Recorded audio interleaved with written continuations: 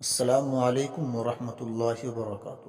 مولانا سجاد نعمانی کو صدمہ، بڑی اہم اور خاص خبر۔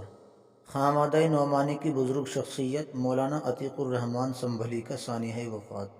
معروف و مشہور مفسر و مصنف مولانا محمد منظور نعمانی لکھنؤ کے لائق صاحبزادے حضرت مولانا محمد عتیق الرحمن سنبھلی اس دار فانی سے دار بقا کی جانب رخصت ہو گئے ہیں۔ انا للہ و انا الیہ راجعون۔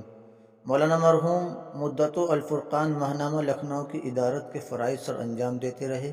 کافی عرصے سے برطانیہ منتقل ہو گئے تھے اور لندن میں مقیم رہے۔ ادھر علالت کی وجہ سے دہلی آ گئے تھے۔